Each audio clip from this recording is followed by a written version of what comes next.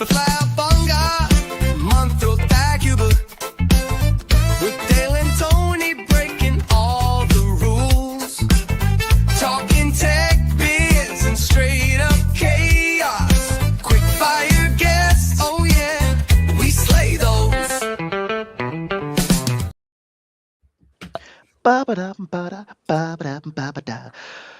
Good afternoon. My name is Dayle Rodriguez, and this is a Flabonga Monthrothacube. With me today, I've got my awesome co-host, Tony. And we've got our epic guest, Eriona. Banging. Thank you for being here.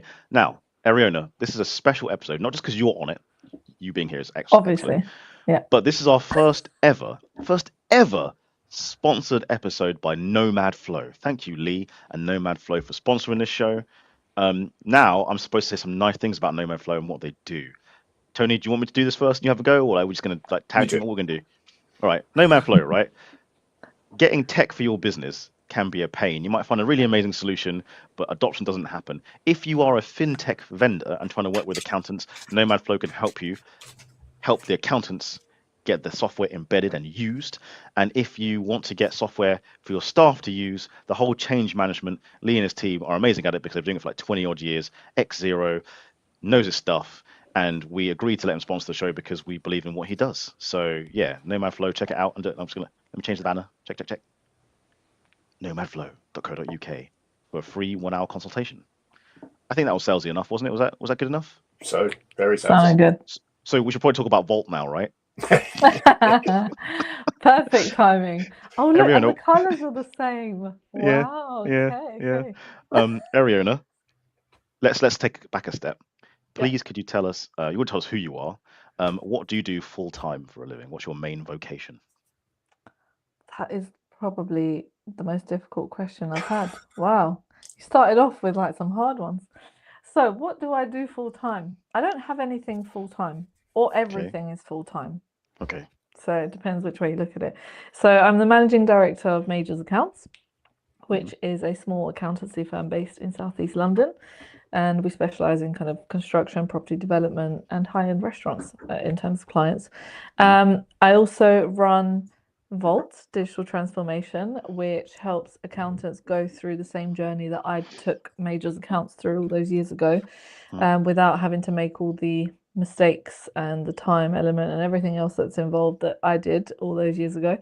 So helping them go fully digital, and it's more business transformation rather than just digital transformation.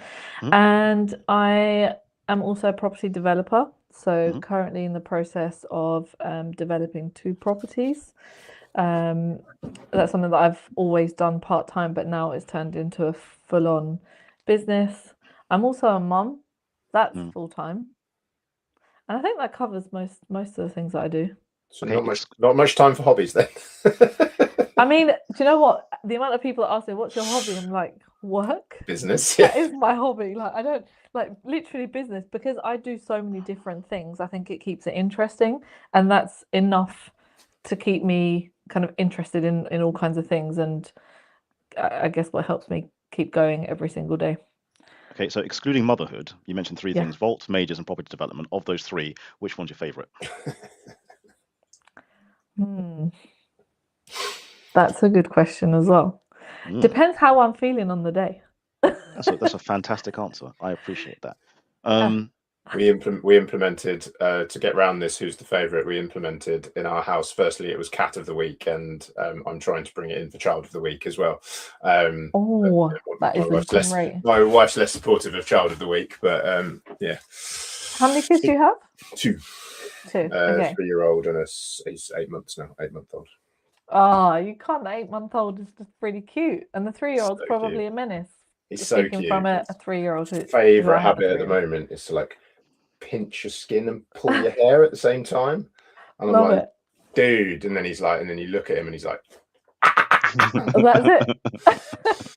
Get out every single time. Yeah. They're both under 4, which means they're often both probably quite sticky and mucusy at some point, right? Because everyone talks about how cute small children are and toddlers are, but actually, no, they're actually pretty gross. Like, how many times in a week does either of them or both of them sneeze or cough in your face? Oh. Yeah. Yeah, exactly. Eriona, how old are your kids? 12, Nearly 13 and 3.5.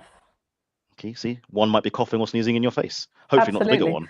But no, not the big one. But the younger one, we've got to the point of like when you cough, you put your hand over your mouth. So he's getting used to that now. Cool. And I'm not going to ask you. Actually, I am. Which one's your favorite? Oh, do you know what? I actually don't have a favorite. However, However, I've been a girl mum Mhm. for nearly 13 years, and we grew up together because I had her quite young. So we've been like best friends. Mhm. And when I was pregnant with my son, I was like, how do you love a boy? Is this going to be like, I don't understand how that's going to work. I was so worried. Like, I never thought that this thought would ever come into my mind. But the whole time I was pregnant, I was like, I just don't understand how I will see a baby who's a boy and be like, oh my gosh, I love him so much because like I love my daughter so much and she's a girl. Like, I just couldn't figure it out. When he was born, for some reason, it was exactly the same, and I couldn't tell the difference. But I did have that fear whether I would know how to love a boy. You know what? I think that's a fair and valid thought. I think people have for opposite gender. So I, as a girl dad, I was like, okay, how am I going to raise this little girl? Because I don't know what it's like to be a girl. I don't. But you make Yeah. do. You manage, you cope. I'm biased. I'm going to say something really, really sexist. I might get cancelled. Boys are easier because we're idiots. And I'll give my example. Almost any little boy will see a stick on the ground and go, that's a sword. Any grown man will see a stick on the ground and go, that's a sword. But social convention stops us from doing that. And that's why when we have sons, we sword fight for them, but it's us having a great time. And I know Same this for a thoughts, different fact. actions. Yeah. Because like boys were simple creatures. Like I've seen my little cousins play. They'll run up to stuff and headbutt stuff like idiots. Girls won't do this. They don't. So, I mean, some do, but generally speaking, they don't. Just after we'd had our son, my daughter goes to like a gymnastics class, and I went to this gymnastics class when I was on parental leave, and she was there with one of her little pals who's a boy and a similar age, and he'd not been to this before, and he's renowned for being like, he like climbs everything, and he's really strong and like just a bit of a cannon. And he walks down towards the end of the bar, and I was like, oh, this should be interesting because it was quite high, like off the floor.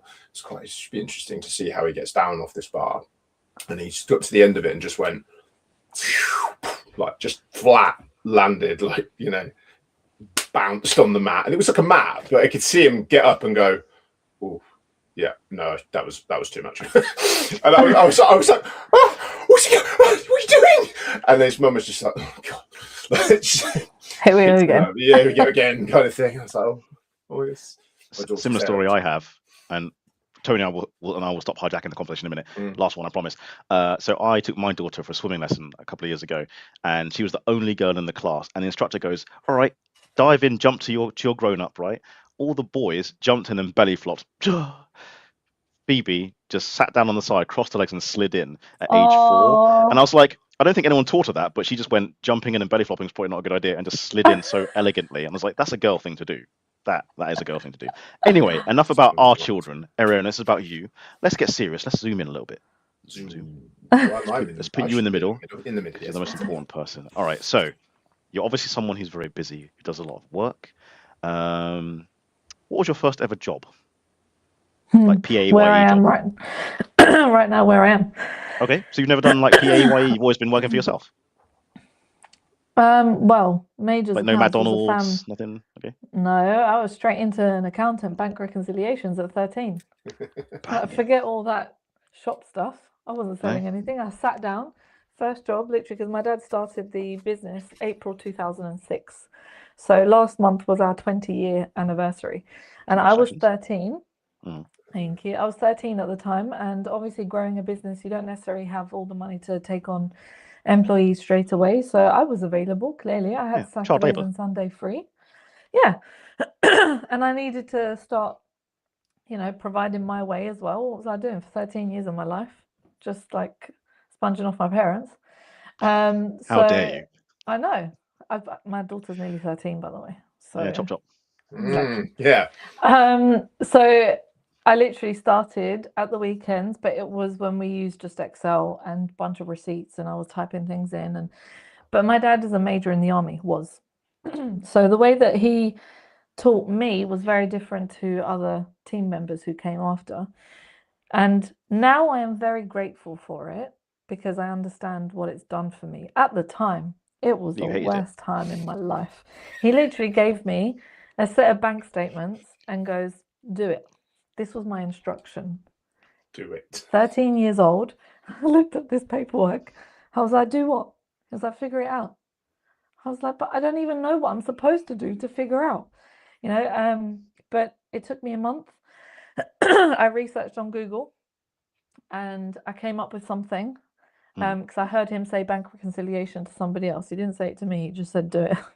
So I put something together and I go, finally, I was like, here you go. Here's the Excel spreadsheet. I've done it. He looked at it, and bear in mind, this took me a month, so 8 days over the weekend.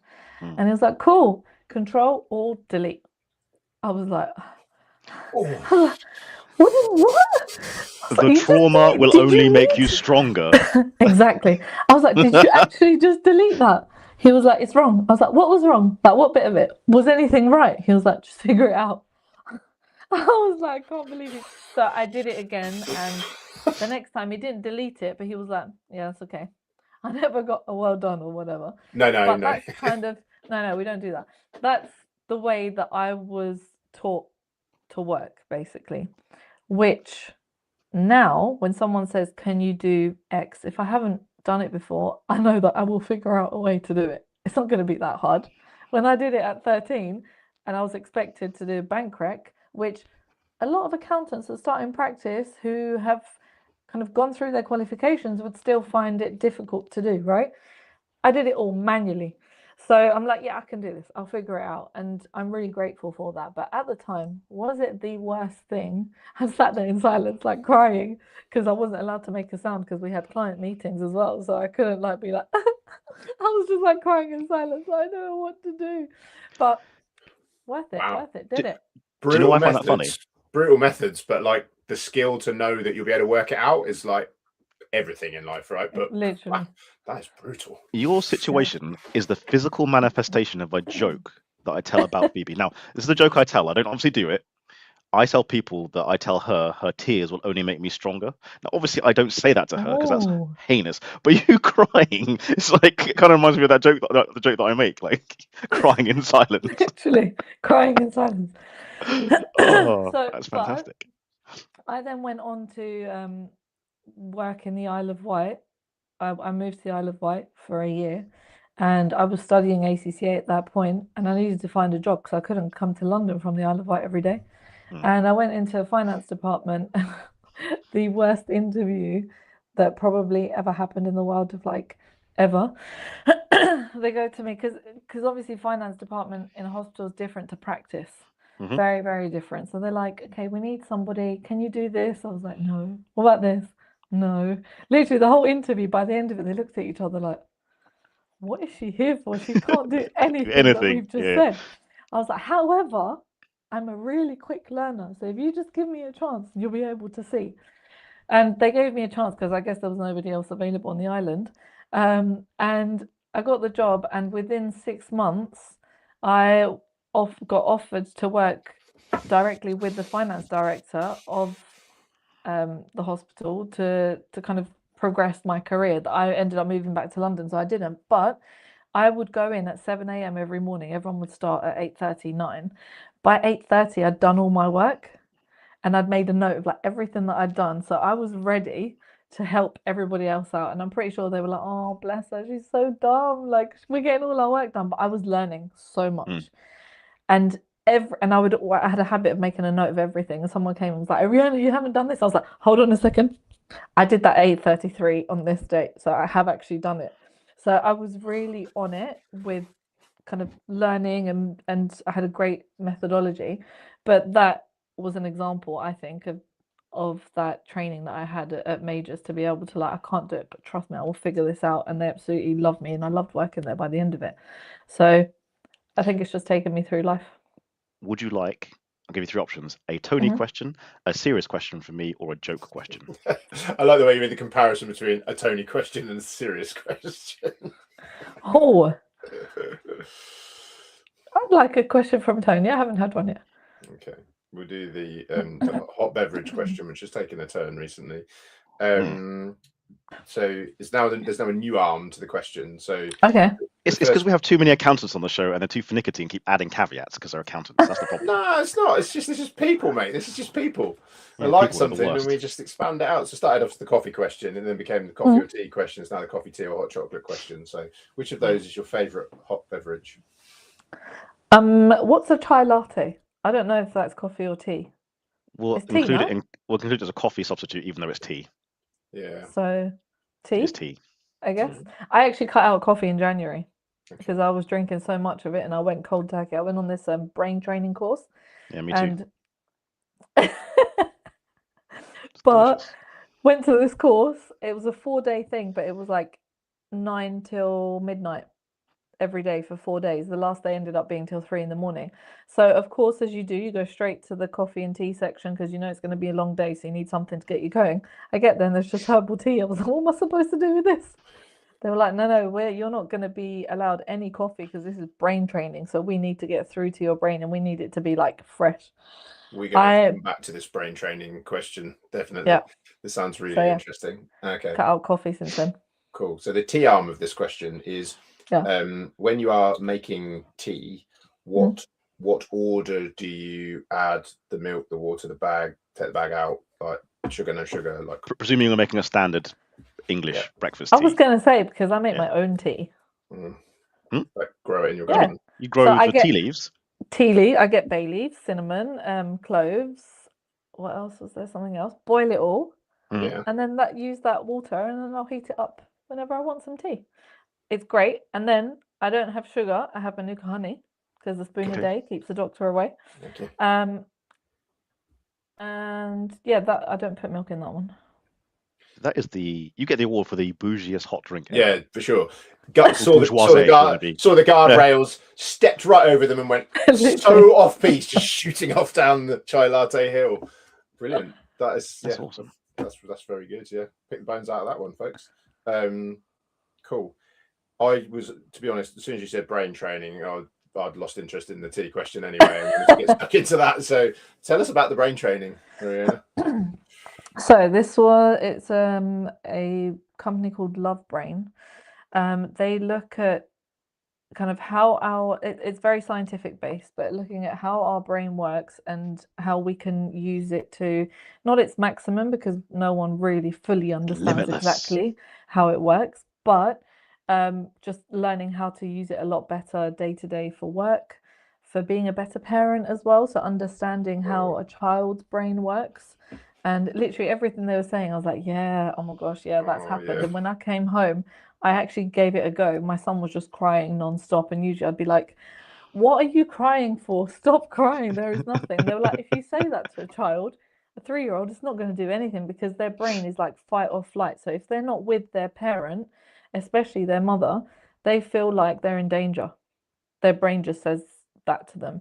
So it was just asking questions back. I was like, do you feel sad? And he just went from crying controllably to stopping. He was like, yeah, because he felt like someone's just recognized how he's feeling. And then I was able to speak to him. I was like, let's have a hug, calm down straight away. It was just teaching you how to interact, but also with individuals.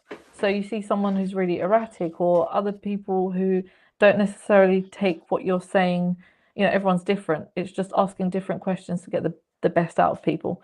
So that was amazing. But also for me, it was great in a lot of things. It also showed us how to let go of things that have happened in the past and how actually affects what we do. I know everyone says it, but like your dad deleting all your work after you worked for like 8 weeks. Exactly. Yeah, the trauma. I get it. The trauma all came back. I'm secondhand traumatized by that. And 20 years ago when I wasn't even there. So yeah. Right. But it was really good to like learn to accept things that have happened in your life, and I've always been really good at it. But you know, it gets to a point, because I've gone through life in working with my brain. I think that I've been pretty good in saying, right, what can I do with this situation? Getting upset is not going to solve it. So let's look at what we can do to move on. And that's how I've always moved on. But it also meant that I never dealt with any feelings I had whatsoever. I was like, cool, army just bury them deep. You know? Yeah, bury them deep. We move on and we keep going and we keep going. Bottle them up. Exactly. Keep it to yourself. Yeah. I mean, how's that going to help anyone, right? It's not. So, exactly. So that's the mindset I had. But it was good. It taught you how to recognize it, acknowledge it, accept it, and then bury it and then move on. Which you don't realize how much of an effect it has on you, but also in like day-to-day work, memory skills, how to remember people's names, how to learn a language within 90 days with tactics of remembering words and all kinds of things. But it was honestly a life-changing experience. I had so much going on, I still do, but for some reason my brain just feels calmer. I don't have all the going on So in my do you head. recommend this Oh no, course that you went on? 100%. I- 100%. Do you feel like giving them a quick shout out? Like let us know if it helps? Absolutely. Love Brain. Check them out on Love Brain. Google. Cool. But it's something that's a workshop, so you have to literally go there. I slept at the hotel. You're not able to speak to anybody because you have a maximum of 15 to 20 minutes break during the day. Okay. Over this really long day. So they really work your brain, but game changer, I think. Wow.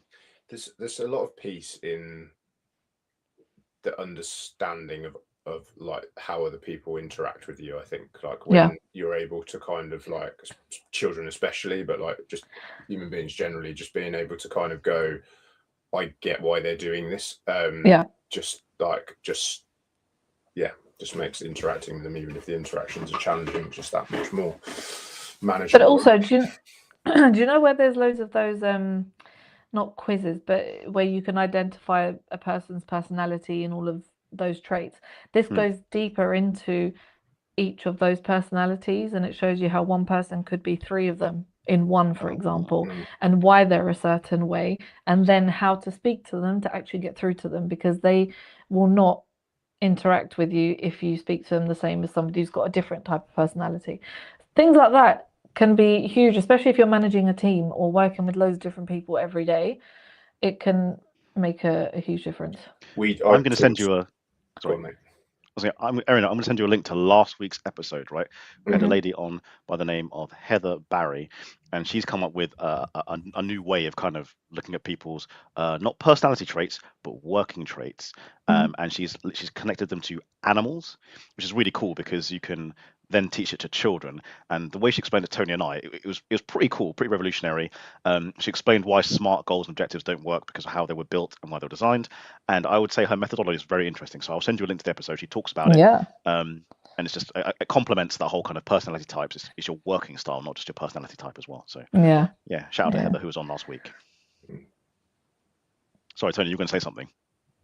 I was actually going to say we touched on stuff like this last week, and I gave the example of my old manager who used to react badly in a certain situation, and then we did the disc profiles and understood kind of like why he reacted in a strange way, and it helped everybody in the team to understand how to interact with him better. And it's always stuck in my mind of like try and apply, even if you don't actually know what the thing is, like just try dig, because it does make life much easier.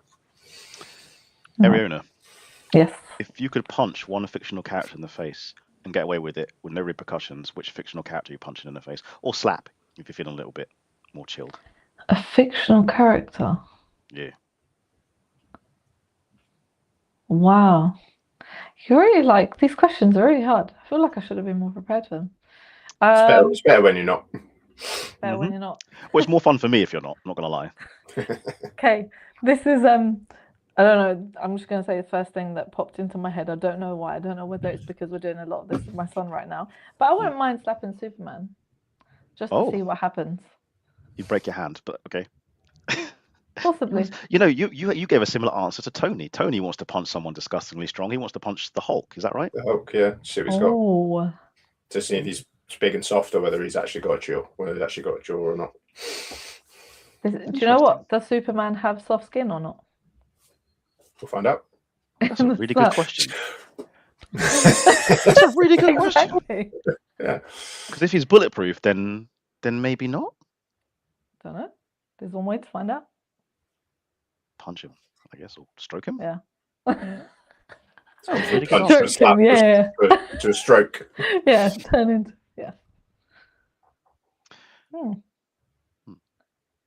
So I'm just pouring more coffee. So despite you guys seeing me drink coffee on this show, I don't actually drink coffee that often. I drink it like maybe once or twice a week because I used to be addicted, and I remember not being able to have for a day or two and having the worst withdrawal ever. I mean, like headaches, No. shakes, cold flu symptoms, like never again. So I usually have like 1 or 2 cups a week as a treat. I don't have it every day. I don't need it anymore. I just enjoy the flavor. That's it. I drink 2 a day. So like first thing and then mid-morning, and that's it. Guys, just stick to water. I dare you to try and not drink coffee for 3 days, Tony, and see how that feels. I think it would be fine. I've had it before where it's happened. Yeah. Like I don't get the like withdrawal. I don't drink enough of it, I don't think. Oh, you're lucky. The withdrawal was terrible for me. Yeah. Tell you what is like, so part of the reason why I don't completely quit caffeine is because it's quite hard to avoid caffeine full stop. So like, you know, like tiramisu, or you want someone's on coffee and that's all that's available at your conference or whatever. How often are you eating tiramisu? Hang on, no, come on, man. 3 times a week. Yeah. Huh? No, I don't know. You say like it's a casual dessert. Yeah. No, but it's in coffee, it's in Coke, it's in, you know, whatever. So, but if you drink caffeine, well, certainly my experience was, if you drink caffeine regularly, then you remain kind of used to it. If you stop drinking it, I became hypersensitive to it. So I decided for some reason or other to like to stop drinking caffeine like completely, because it was on like a health kick or whatever. So I stopped drinking caffeine and hadn't drank any for several months, and then was on holiday and was like, oh, we were in Sicily and we had a nice lunch. The guy was like, oh, you have espresso, like, you know, this is amazing. So yeah, all right, fine. So I had one espresso at lunchtime and was still awake at 5 o'clock in the morning. Yeah. So that's why I still drink a bit of caffeine, and like, or some, to maintain desensitivity to it, so that if I do drink it, I'm not just not wildly out of control. Eriona, you mentioned something that some of our audience won't know about, but most will. You mentioned Accountex. What is Accountex, for those who don't know? Accountex is the biggest accounting conference in Europe. Probably I want to say the world, but definitely like Europe. That's awesome. So you went this literally last week, wasn't it? You were both there. Yes. Tony was working, you were working. Who had the best stand this year, Eriona? Oh. Not the biggest, the best. Stand. That's another good question. Last year I went and QuickBooks had blimps. That was pretty dope. The blimp their stand, I mean, their stand is always like stands out. But they had like a tennis theme this year. They had a big massive tennis ball, but I love all the games they have. They make it super interactive, so it's actually kind of fun. But in terms of being, I really liked Sage's stand. Okay, that's cool. Why did you like Sage's stand? Just it was well lit, so well lit. It looked like something you'd see on a movie type thing. I don't know. That's cool. Were you speaking at Accountex this year? I was. I spoke to the ACCA day 1 on kind of future talent trends. And day 2, I spoke with Fathom all about AI and how to keep it human. Okay. Going back a step to the first one, what advice would you give to a younger person, so someone who's either leaving school or sixth form, college, if they want to get into this industry? First of all, look at all the different fintechs out there, like QuickBooks or Sage or Xero. Get all the free certifications, because that will put you top of the list when it comes to finding a job in the future. I wouldn't go straight for a degree. I'd go straight into an apprenticeship where possible. Like, I will not advise my daughter to go to uni. I don't see what the point of it is. Me too. Same. You know, I technically did an apprenticeship, although it wasn't called an apprenticeship, because I came straight out of college. Control-Alt-Delete. I don't imagine that's in the curriculum. Exactly. But I came straight into work, and I did ACCA at the same time. And I did like the first 3 exams in ACCA in the first 3 months. And at that time, there weren't that many exemptions as there are now with uni degrees. So I would have gone to uni for 3 years to do what I did in 3 months. And plus, I came out of it with experience, a qualification, and I was paid throughout that time. Yeah, and no debt. And no debt, exactly. Yeah. So, you know, I just don't understand, apart from the experience, but, you know, there are other ways that you can experience life without paying that much for it, I think. No, I agree. I think unless you're going to become a doctor, nurse, architect, engineer, or something that requires that intense qualification, uni is a complete waste of time. I said it, people. No one putting my punches. I certainly think that the justification for it now, with the cost of it in comparison to what it was. So like, I went to uni, right? I came out of uni with like 12.5 grand's worth of like student debt, right? And I worked with this guy. This was like a long time ago, probably nearly 10 years ago now, and he'd done a history degree, which he had no like use for in his job because he was working in sales, and he had somewhere in the region of £60,000 worth of debt coming out of uni. Yeah. You're just never like, you're unlikely to pay that off. It's a 9% of your income feels like nothing when you don't really have an income, you don't understand tax, and then when you realize that actually it's quite a lot of your income and you're probably going to suffer it forever. It just, like taking the money and taking the same money, going traveling for a year and then setting up a couple of businesses and seeing how they roll, I think would be a way better use of the money than exactly that, unless you're doing something that is relevant. Not like wanting to bag on anyone that does want to go to higher education, because you get a lot out of the experience of living away from home. But my engagement with the course was just not much, and I still came out of it almost squeaked to first, having not really been to much of the stuff that they'd put on over the times. Like I went to 1 hour of a 2-hour lecture in my second term of my second year at uni. I had 13 hours a week, so I had 130 hours. I went to 1 hour of a 2-hour lecture once. And I passed all I think the it's modules. I'm not a stupid, but I'm not like I shouldn't have been able to do that. Yeah. But they just basically went and read out what was on the handouts and then handed the handouts out. The value of university has changed significantly in a very short period of time. We're all of a similar age group, 30 to 40.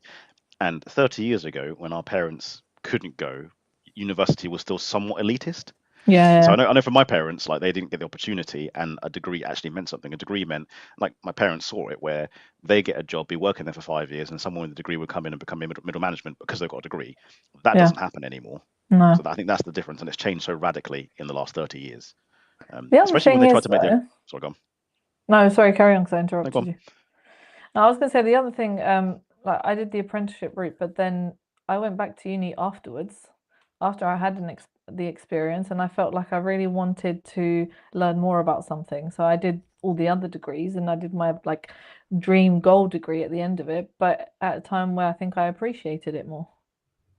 And like it was definitely wasted on me at that age. I would love to go back and study now, do something that I actually was like relevant to what I do like in my career, and actually study something with real life context, because I had no real life context about any of this stuff. It was just stories in books, and and then I remember I started my like career with Deloitte, and I walked in on the first day and they were like, right, so you need to get your like Outlook set up, and I was like, what's that? Yeah. I literally walked into an office for the first day ever, and they were like, right, we'll get your Outlook set up. I was like, I don't know what that is.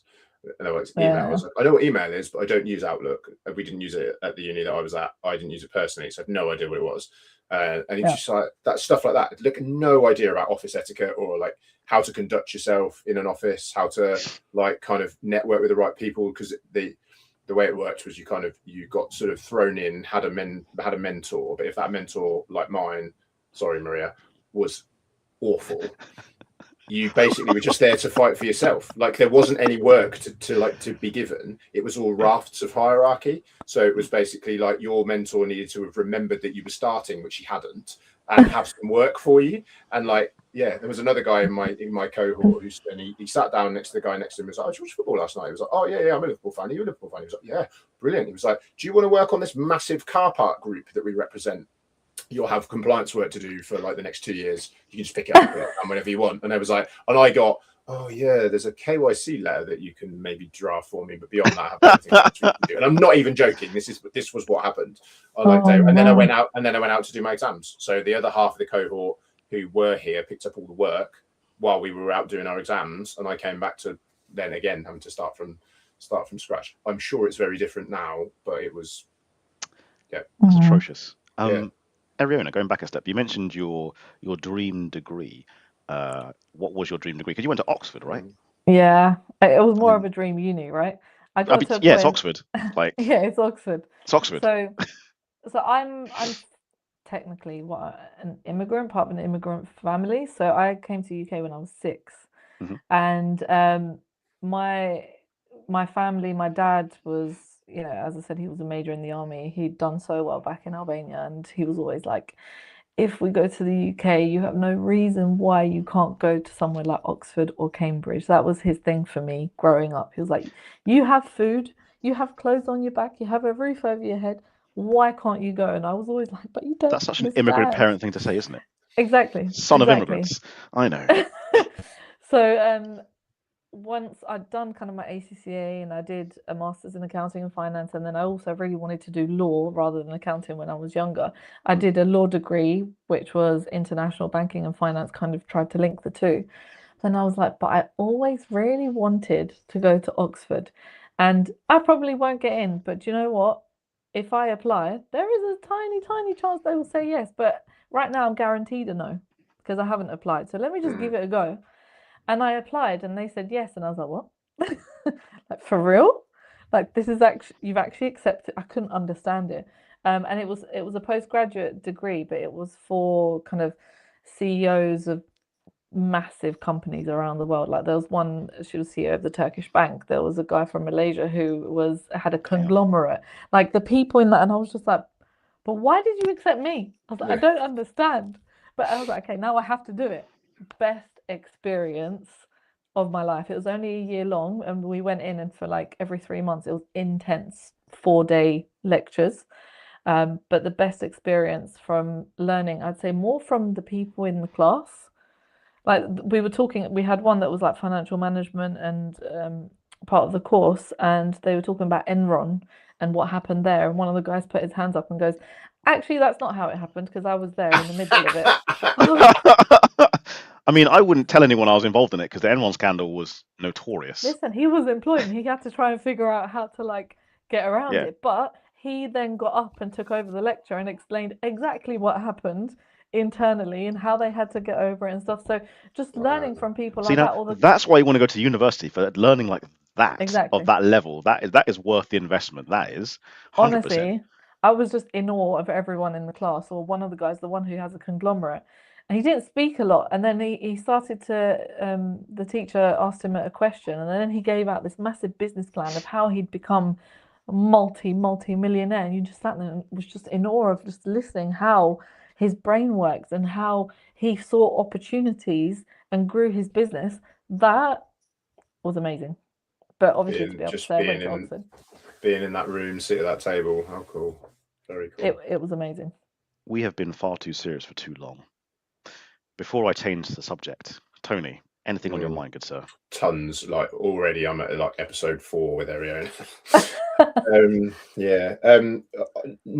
Yes, loads. But I was actually going to say, should we do the quickfire round now a little bit early? Yeah, let's do it now.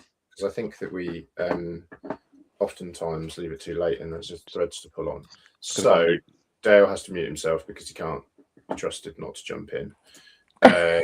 So I'm going to ask you 10 questions, quick fire, just say what comes into your brain. There's some new ones actually that I added last time. So let's go. If you're ready. Let's go. What's one skill you wish you had, but you don't? To be able to sing. Yeah, that's a good one. Favorite country you've ever visited? Wow,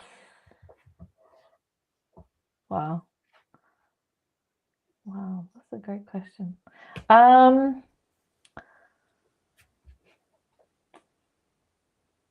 Wow, this is not very quick fire, is it?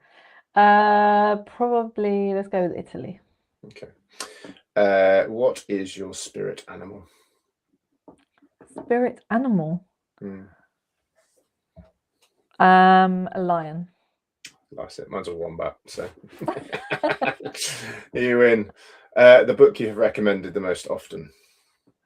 The book I've recommended the most often. Do you know what? One that I actually have really loved reading is Karen Brady's book. Okay. Your favorite podcast? Obviously this one. Well, excellent. What's your second favorite? Second favorite. Do you know what? I really enjoy Greed. What's her name? I can't remember her full name. Emma Greed, I think that's her name. But she interviews like all kinds of different business people, and not just business people, but looking into, it's not just focused on one thing. There's so many things that she goes through: life, business, everything, which I quite enjoy. Your most used AI tool?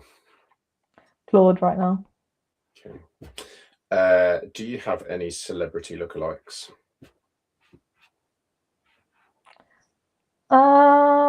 I don't think so. I mean, I'd love to look like a bunch of really good-looking celebrities, but I don't know. I don't think so.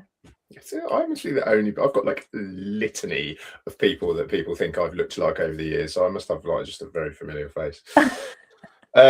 If hours and money were the same, what would you do for a living? I'd probably go full-time with property development. Okay, interesting. Cool. One more. What is your unpopular opinion? Dale's is that he likes Costa coffee. I hate Costa coffee. Yes. Actually, Yes. I hate Cafe Nero more. Oh, that's Like, what? I don't understand what the point in Cafe Nero is. Don't know why it exists. amazing. I like how you asked that when I was muted, because you know that mine is the popular opinion. We've got several polls on this now. Yeah. Costa wins and beats his terrible choice, which is Starbucks. Yeah, then pipe Starbucks down. all the way. What are you Yeah, talking thank about? you. Thank you. Yeah. You're both wrong. Yeah, even is Dale actually Costa? got a comment response back from Costa this week, which was No way. quite cool. Yeah, Yep. I know. I don't know. You What know, I'm going to put this in front of Tony. There you go. I'll put it in front of Tony. Ha! There you go. Yeah. You know, we'll zoom out. There we go.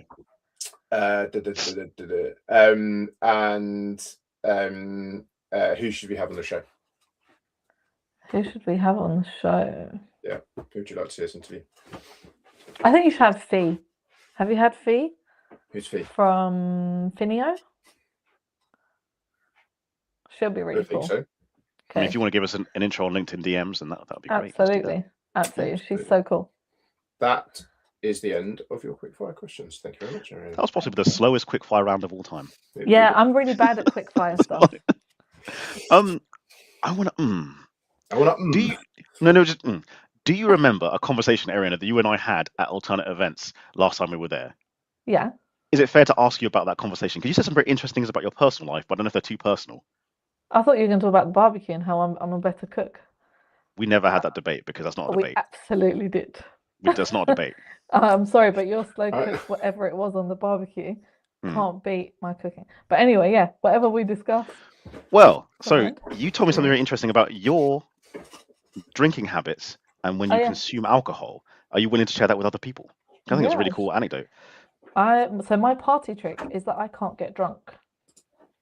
I have tried, and many other people have tried, and everyone I talk to, they're like, nah, you just haven't had enough to drink. So when I was at Oxford, we were in the piano bar after lectures, all 50 of us, and I was telling them this, and they were like, it's a load of rubbish, you clearly haven't had enough to drink. So we put on a bet. Everyone was going to buy me a drink, and so the 50 of them, so I should have had 50 drinks by the end of the night, and I said on the condition that they all have their own drink as well. So they would have had like the equivalent of 1, and I had 50. Tell me why I was walking out of there sharper than I went in. And this is the experience that I have with alcohol. You need to be studied because you might have some special enzyme in your liver that could save everyone from drunkenness. You need to be respectfully studied. Honestly. Basically. But is that a thing? Is there like a so my dad he's never been drunk either. 1 year, I think it was when it was turning the millennium, the year 2000, he had a bottle of Jack Daniels. Brain, absolutely fine. He couldn't move his legs, but brain, absolutely fine. So I don't know whether I get it from him, whereas I just come out sharper so now I just don't drink alcohol because I'm like, it's just poison. Yeah, it's poison going into my body. I'm not getting any effects, so what's the point? And I don't really have like Coke or fizzy drinks or juice. Ever since I had braces, they scared me that once I take my braces off, I'll have white squares. So I just cut out all of that stuff since I was 12, and I don't really have it. Even with coffee, to be honest, I never really needed it because people would say I can't have coffee after 12. I could have a Turkish coffee before going to bed. I would sleep like absolutely Baby. fine, you know? So yeah, I just can't seem to get drunk. Like, I feel like your body should be analyzed in a way to see if it, like, how it handles toxins, because you might have like the cure Yeah, for so many poisons and venoms, right? That's what I'm thinking. literally, Certainly that literally. like hangover prevention, right? I've never had a hangover either, That would even be after cruel having if all you that. didn't get drunk, And then, didn't get yeah, drunk, and and then then got the didn't get the hangover. That would be, That'd be hilarious. yeah. I literally in class the next day I was there at 9 o'clock ready for my lecture, and everyone Wow. who was there at the piano bar the night before were like dragging themselves in the next day looking at me like, what the hell is wrong with you? Like, what are you doing? I was like, I'm good. That's incredible. I think we need to pull on the thread of the cooking barbecue thing there that you were Okay, saying. so we agreed, I'll tell you about this. We agreed Did we with agree? Dayle. Did we Yes, agree? we agreed that I'm an amazing cook and We agreed Dayle that. would love to be able to cook like me, but he said that he does something on the barbecue that apparently tastes good, but I don't know. What is your That's kind of like? along the lines of what it was, right? Do you That's have not how that went. a specific type of food that you like to cook? Is it barbecue food, or just generally you're a really good cook? Oh, I just generally am really great. I do you know what? I think the same about myself as well. So yeah, I'm with you. And We remember now that conversation differently. maybe you had something to drink, so I don't get drunk. No, I definitely So had something to drink, but I clearly- was sober for that. 100%. Are you I sure? am. While you two bicker about this, I'm going to add another question to my quickfire round in honor of Eriona, which is like, what's the special dish that you cook? What's your like if you were on MasterChef and you had to put the thing you cook the best in front of the MasterChef judges, like what would it be? Okay, with me, my Christmas dinner is unparalleled. Oh wow. Okay, everything like my turkey starts 3 days before marinating.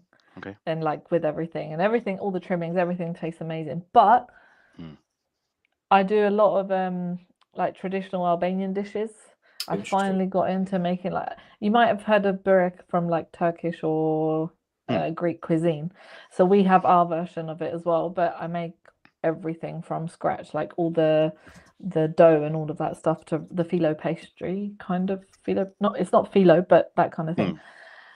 Smash that out. And there are some desserts as well that, yeah, but the main thing with me is I like to make everything from scratch. That does sound tasty. I'll give you that. It is good.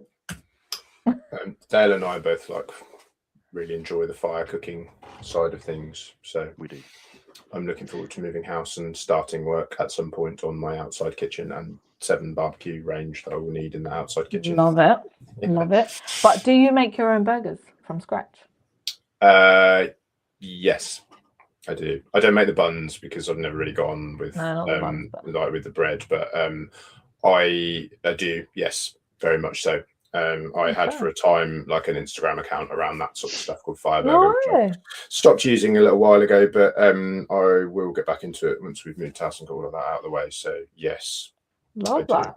That's how we became friends. We started talking about barbecue and lifting weights. That's pretty much it. That was it. So all our friendship. We could carry this on for the rest of it, but I would just before we go, I would like to ask Eriona about Voult and the digital transformation side of things. Specifically, like you're working with accountants, right, to school them on like adoption of technology. Talk to us about the themes that you see in your work there. What's like if you were boiling it down to just someone's watching this now and they're like, do you know what, I need to do more with tech. I'm a bit embarrassed about my tech stack or lack thereof. What do I do about AI? Like, what are the first steps that you typically see with the firms that you work with? Honestly, I think the first step is just looking at processes internally, because people think about, oh, I need to add this tech or that tech, but do you actually need it? What do you need in your firm? Let's go back to basics. See, what do our current processes look like? Oh, we didn't realize that 3 people were doing the same job. Or one process is being done 5 different ways, you know? So looking, because as a firm grows, the processes that the owner had when they first started are no longer acceptable or fit for purpose, right? Because you'll take on new team members who work in a slightly different way. You'll take on more clients, maybe have different services. So you can't stick to the same process. Each time there is a change, you need to update your processes accordingly. Maybe updating one thing will mean that you kind of rejig everything. Possibly could happen. But let's look at standardizing those first. Mm-hmm. Once we've got that, then we can look at, okay, is there any tech out there that can help to automate any of this? And then once you've identified that, then you'll need to look at the processes again to change them slightly. But I think that's where a lot of people just get, as you say, like, I don't have tech, or don't have AI or anything like that. You just need to understand where your business is first, because so many just keep going. So they want to make money, grow and whatever, but they don't actually take a step back and say, well, where are we right now? We digitalized our firm all those years ago, and the amount of iterations we've had since then, most recently 4 softwares we changed in the last 2 months. And you'd have thought, well, we're digital enough, but there are ways of doing things in a much better way now. So that means we need to update that. We've implemented it. We're seeing how the team works with it. And then we're going to change processes again to, now that everything's kind of embedded, to make sure that we are as efficient as possible with these softwares. Awesome. That is just such like music to my ears. Like, define the problem before you go look for the solution. Before you start, yeah. And I was in practice for 9 years in tax, and then moved into the tech world, and I spent 2 years at Xero, and then I think 3-ish years at Free Agent, implementing like the ledger platforms and, you know, training people on how to use them. And like the frustration you always used to come up against was like, here is my process that I had for like spreadsheets or Sage or whatever it was back in the day, and then it was just a case of like, we'll keep the process the same, we'll rip out the tool that we used in that part of the process, and then we'll just replace it with a different tool. It's like, by the very definition of the fact the tool is different, surely you should have taken some look at like what fed into that and what spat out the other side of it, because it is not this, they're not like for like, you know. And I remember having these conversations about the difference in like a cloud platform sort of working kind of bank as the source of truth versus, you know, the more historic desktop ones, which were more ledger based, and then you kind of fed into the bank and in the opposite direction, or the bank fed into the ledgers.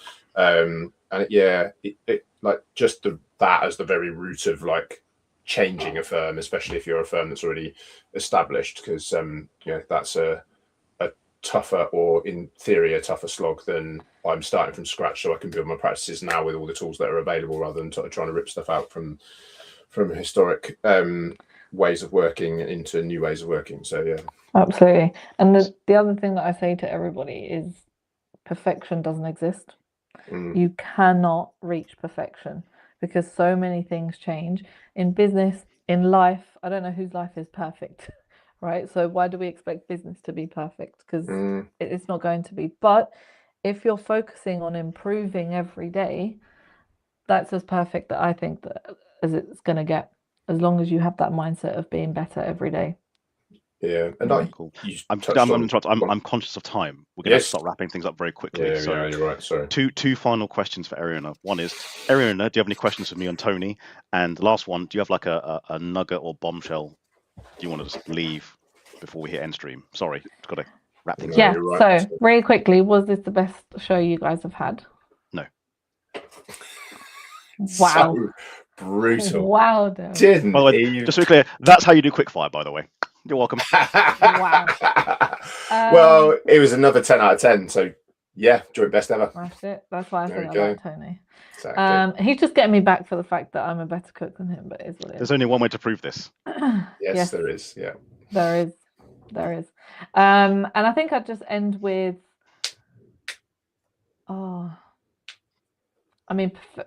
perfection that doesn't exist, I think, is probably something that I go through life with. But also, just give everything a go. What happens if it works? No's are guaranteed, but what happens if you actually give it a go and it works out?